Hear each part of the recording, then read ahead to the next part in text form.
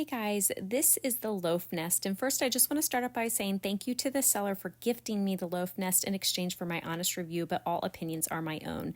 Now, the reason I am so drawn to this is because I bake a ton of gluten-free breads, and for a lot of people that are experienced with gluten-free bread baking, a lot of us have to use Dutch ovens. We just get a better rise, you get that artisan bread, and it is just so much better than store-bought.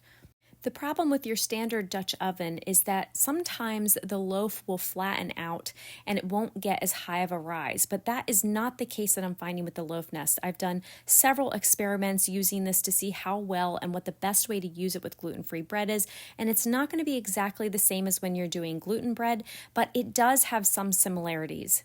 Now, the first thing you want to do is preheat the LoafNest and then go ahead and start preparing all of your ingredients, your wet and your dry ingredients. Now, because this is gluten-free bread dough and this is not gluten-containing bread dough, there are some differences as far as mixing. This is not something you can just mix with a fork. You really need to use a mixer. In fact, my favorite recipe requires 10 minutes of mixing on high because you don't have those gluten starches in your mix, so you cannot overmix gluten-free dough. And another difference is it's very wet in comparison to a gluten dough. It's not something that you can easily shape. So what I do is I actually rise it in an 8-inch oval banneton for about 30-35 minutes, and that gets me exactly to the height that I need, and then I will carefully transfer that into the silicone liner.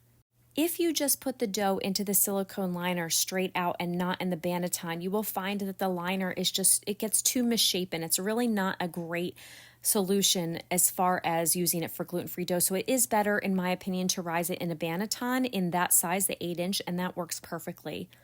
Then you just go ahead and bake, and in my case, I have it at a higher temperature for about a half hour, and then I remove the lid, and for the next half hour, I lower the temperature a bit in order to get it the way that I want. I did have to cover with tin foil just because it gets very dark on the top of this specific loaf, and it's really easy to remove it. It comes off very, very easily.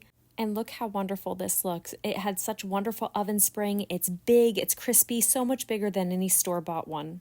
So then the next day I waited to cut it. It's very important with gluten-free bread to wait until it's completely cool.